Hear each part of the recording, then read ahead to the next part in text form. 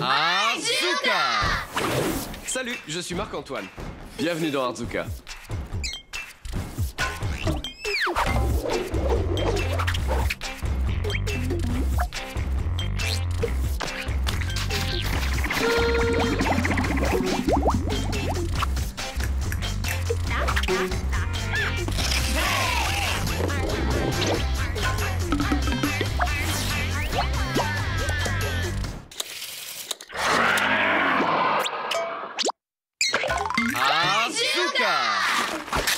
J'ai ce truc bizarre qui m'arrive avec mes chaussettes.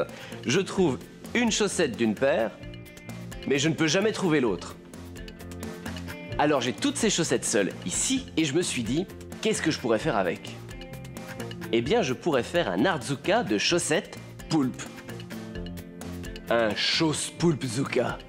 Je vais vous montrer comment. La première chose à faire, c'est rembourrer ces chaussettes. Donc, je vais prendre une de mes chaussettes et je vais la rembourrer avec des mouchoirs en papier. Tout ce que j'ai à faire, c'est prendre les mouchoirs, ouvrir ma chaussette et bourrer tout ça dedans.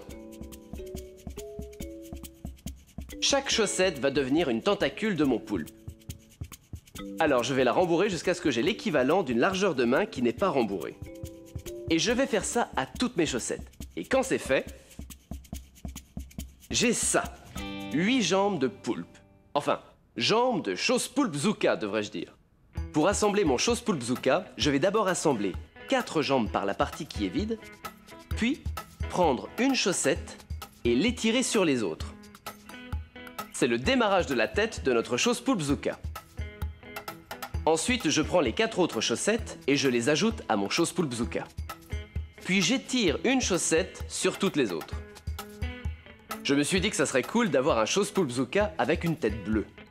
Maintenant, pour être sûr que la tête reste en place, je prends un élastique et je le mets autour de la tête. Et voilà mon chausse poulpe Zuka. Maintenant, je vais faire un visage à mon chausse poulpe et je vais commencer par la bouche. Vous pouvez voir que j'ai presque une forme de bouche ici.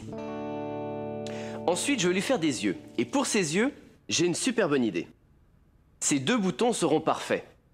J'ai juste à les coller en place ici.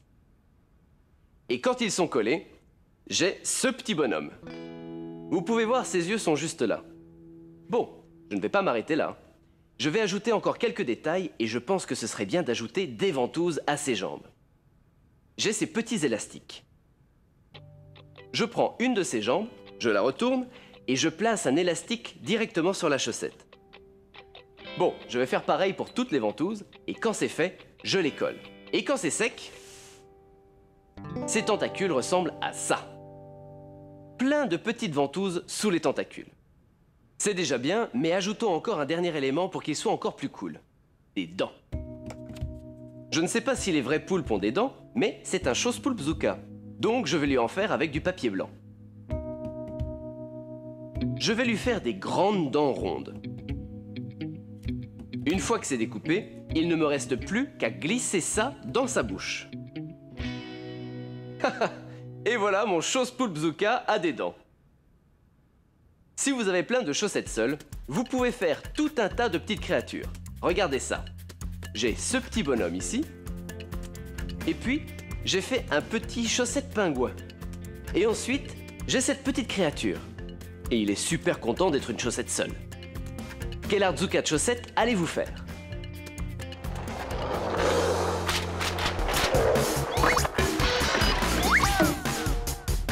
J'ai fait mon chausse poulpe Zuka à partir de 8 chaussettes que j'ai rembourrées avec des mouchoirs en papier. J'ai rassemblé les chaussettes et j'ai étiré une chaussette par-dessus les autres pour faire la tête.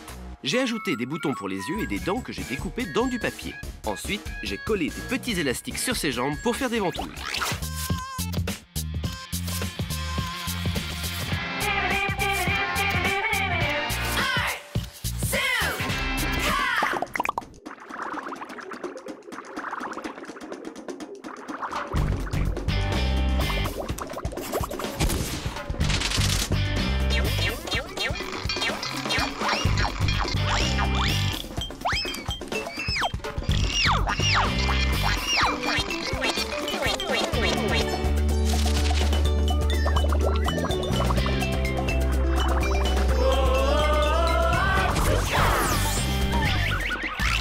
Savez-vous qu'à certains endroits, comme au pôle Nord, le soleil ne se lève pas parfois pendant des jours? Quelle obscurité! Et la glace? Et la neige? Bon, j'aurais vraiment besoin d'une veilleuse là-bas. Et je me demande à quoi elle ressemblerait. Je pense qu'elle serait très chouette avec de la lumière qui passerait au travers de la glace. Et puisque la glace, c'est de l'eau gelée, la veilleuse pourrait avoir la forme que vous voulez. Fabriquons une veilleuse du pôle Nord. D'abord, j'ai besoin d'une assiette en polystyrène, d'une lampe LED et d'un truc comme ça. C'est un de ces trucs en plastique que vous trouvez dans les boîtes à pizza quand vous commandez des pizzas. Et ce que je vais faire, c'est prendre ça et percer le centre de l'assiette. Ensuite, je prends la lampe LED et je prends les deux pattes. Et je mets ces pattes comme ça de chaque côté. Quand je perce l'assiette et que je la retourne, vous voyez les deux pattes ressortir du milieu. Bon, maintenant je dois trouver quelque chose à utiliser pour mouler ma veilleuse en glace. Et je crois avoir quelque chose dans ma boîte à bidouilles. Ah, voilà, c'est ça. C'est le fond d'une bouteille. Et je crois que ce sera parfait pour mouler la glace de ma veilleuse. Voilà, ce dont j'ai besoin maintenant, c'est de l'eau. Parce que de la glace, c'est de l'eau gelée. Donc je vais remplir ça avec de l'eau. Je vais le remplir presque jusqu'en haut. Maintenant, je prends mon assiette en polystyrène et je la retourne de manière à ce que ma LED soit dans l'eau. Maintenant, je vais mettre ça au congélateur. Et pendant que ça gèle, nous avons le temps de construire un support pour notre veilleuse. Et j'ai une super idée pour ça. Regardez. Ce bol en aluminium sera parfait pour contenir ma veilleuse en glace. Mais d'abord, je dois le décorer. Donc, je prends mes ciseaux et je vais juste découper quelques triangles le long du bord. Je vais bien sûr faire ça tout le long. Et quand c'est terminé, j'obtiens ça. Eh bien pour moi, cela ressemble à une fleur. Mais je pense que cette fleur a besoin de couleur. Et j'ai quelques pétales, regardez ça. Et ce que je vais faire maintenant, c'est ajouter ça à mon bol. Donc je pense commencer par un pétale violet. Et tout ce que j'ai à faire, c'est le placer ici et le plier légèrement. Prenez un morceau d'adhésif transparent et fixez-le. Ensuite, je vais couvrir tout l'intérieur du bord avec des pétales en alternant du violet, du rose, du violet, du rose. Et quand j'ai fini, ça ressemble à ça. Maintenant que mon support est terminé, je suis prêt à sortir ma veilleuse du congélateur. Elle est bien gelée et tout ce que j'ai à faire, c'est enlever l'assiette comme ça. Ensuite, je vais mettre une pile juste entre les deux pattes de la LED et la fixer avec de l'adhésif. Et après, je vais démouler ma veilleuse de glace en la faisant glisser tout simplement. Et là, je vais placer la veilleuse dans son support. Et elle tient parfaitement dedans. Bon, on peut maintenant baisser la lumière. C'est pas génial ça? La lumière passe au travers de la glace. Bon, je ne me suis pas arrêté là. J'avais des moules en plus. Regardez ça. Pour cela, j'ai utilisé des moules à gâteaux en forme d'ours et de dinosaures. Des veilleuses du pôle Nord. Et le plus drôle, c'est que quand elles fondent, vous pouvez refaire plein d'Artzuka.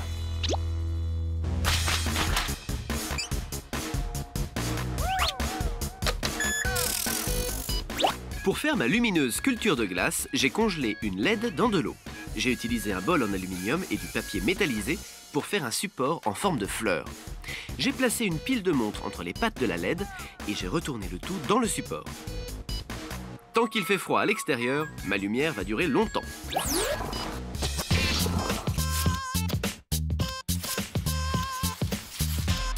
De l'art.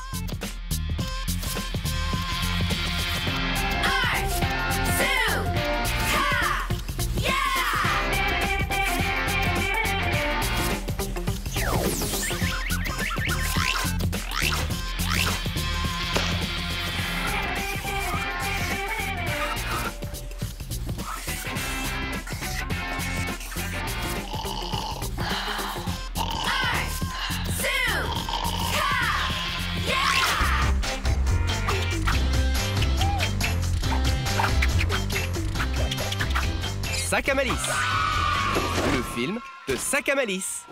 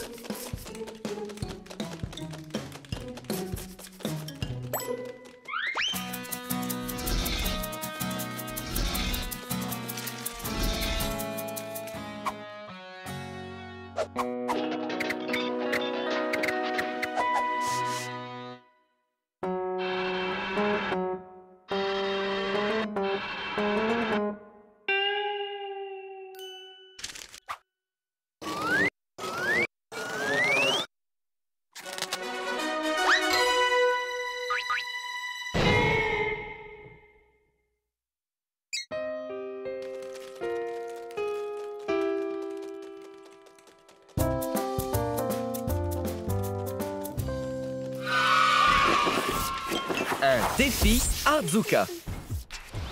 Salut Marc-Antoine, je m'appelle Clément. Ah, Clément, merci de m'écrire. Que peux-tu faire avec des objets provenant d'un garage?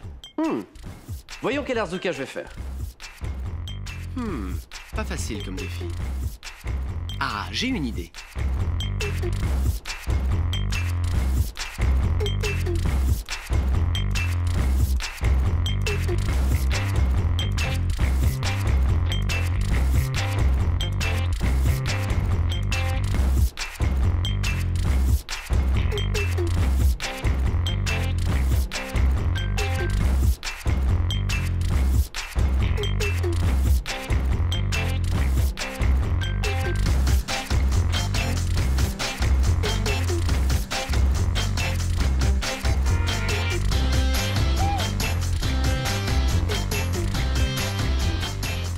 C'est un oiseau.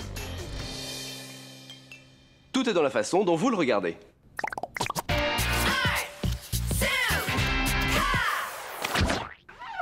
Venez voir, approchez-vous juste là. Je vous présente Charlie, le robot boîte. Je l'appelle comme ça parce qu'il est fait de boîtes en carton. Et ce qui rend ce petit bonhomme génial, ce sont ses bras qui bougent et ses jambes qui bougent. Même sa tête bouge. Tout ce dont vous avez besoin, c'est du carton, de l'adhésif et des pailles. Je vais vous montrer. D'abord, je vais faire la tête de mon robot. Je prends une bande de carton et je fais un carré. Je dois m'assurer que les 4 côtés sont à peu près égaux. Et ensuite, je plie le long de la ligne, comme ça. Et je vais faire 5 carrés le long de ce carton. Ensuite, je vais couper le dernier carré. Avec ce 5e carré, je vais le ramener au-dessus du 2e carré. Et avec un morceau d'adhésif de masquage, je le fixe ici. Ça va devenir le dessus de ma tête boîte. Je vais plier ma boîte de cette façon et je vais fixer le tout avec de l'adhésif. Et quand tout est fixé, ça ressemble à ça. Ensuite, je prends un élastique et je l'enroule autour de la base de la boîte, comme ça. Je vais mesurer la largeur d'un doigt entre le bord et l'élastique et je m'assure que sur les 4 côtés, l'élastique est dans la même position. Maintenant, avec mon crayon, je fais une marque juste au milieu de la boîte. Une ici et une autre de l'autre côté. Je peux retirer l'élastique et avec une perforatrice, je fais un trou où j'ai fait les marques. Ensuite, je retourne la boîte, je trouve le point et je fais le second trou. Dès que j'ai ces 2 trous, je prends une paille et je la passe au travers d'un trou. Je la pousse jusqu'au bout pour la faire passer par l'autre trou et je laisse la paille dépasser juste un peu. Maintenant, je fais la même chose de l'autre côté, donc je prends mes ciseaux et je coupe ici. Et c'est ça qui va nous permettre d'attacher la tête de notre robot à son corps. Passons maintenant au squelette de notre robot boîte. Pour ça, j'ai besoin de paille. Je vais prendre une de mes grosses pailles et je la mets dans la boîte. Et je coupe juste ici pour que ma paille soit de la même taille que ma tête. Ça va être la colonne vertébrale de mon robot. Donc, je veux pouvoir attacher la tête et les bras et les jambes. Et pour faire ça, j'ai besoin de trous dans cette paille. Donc, je prends ma perforatrice et mon premier trou sera en bas de la paille. Pour mon deuxième trou, je vais mesurer la largeur d'un doigt. Et je perce le trou juste ici. Et pour mon troisième trou, je mesure la largeur de 2 doigts depuis le haut et je perfore. Bon, maintenant je vais faire des bras et des jambes. Pour ça, j'ai une autre grosse paille. Je pense que c'est plutôt la bonne taille pour un bras. Et pour avoir la même taille de bras, j'utilise le premier pour mesurer le deuxième. Je pense que je vais faire mes jambes un peu plus longues que les bras. Maintenant, pour attacher mes bras et mes jambes au corps, j'ai besoin de faire des trous dedans. Donc, je prends ma perforatrice et au bout de chacun des membres, je fais un trou. Un ici. je vais faire ça aux bras et aux jambes. Maintenant, je suis prêt à assembler mon corps. Pour le corps, je vais utiliser une petite bande de carton. Donc, nous allons faire la même chose que pour la tête. On va créer des carrés. Voici le carré. Marquez-le avec un crayon et ensuite pliez le long de la ligne. Et pour le corps, nous avons seulement besoin de 4 carrés. Et voici ma petite colonne vertébrale. Je vais l'utiliser pour faire des marques sur le corps.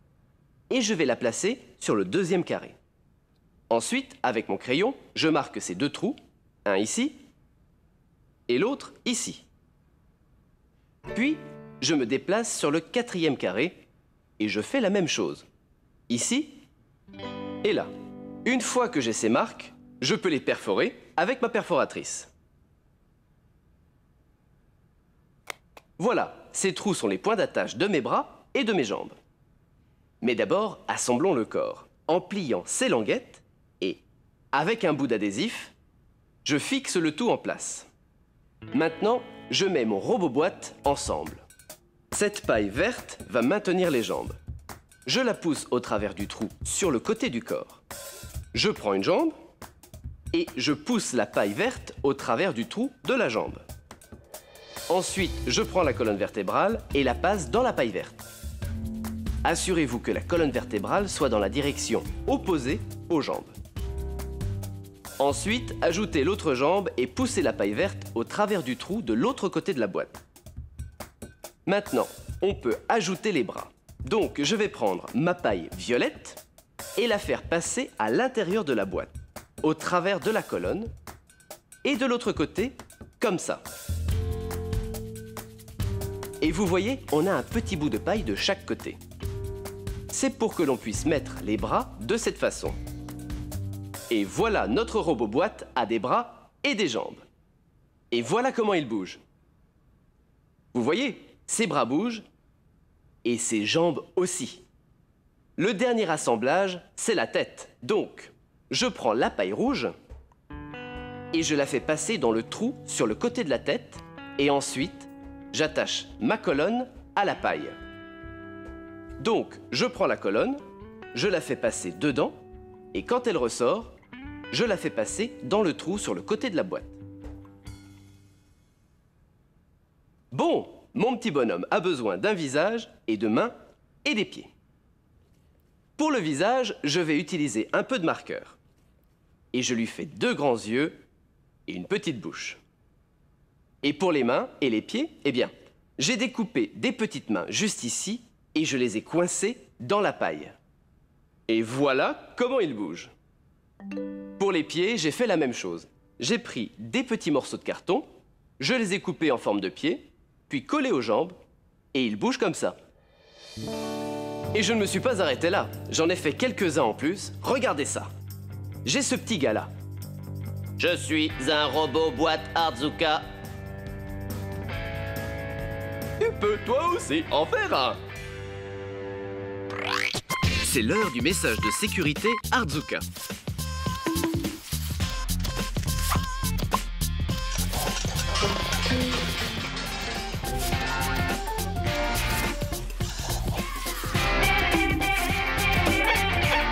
Rappelez-vous, quand vous faites une marionnette en chaussettes, soyez certain que personne ne les porte.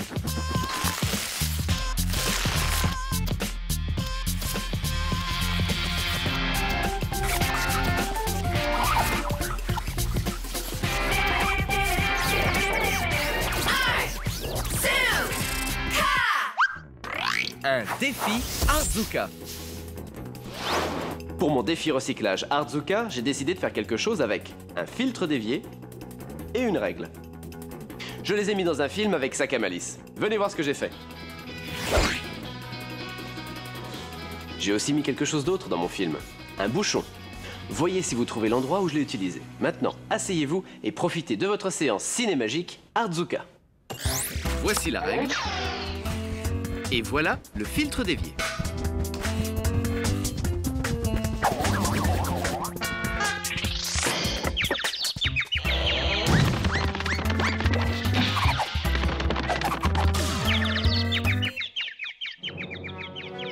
Pouvez-vous deviner ce que c'est? C'est un camping-car. Regardons-le dans le film.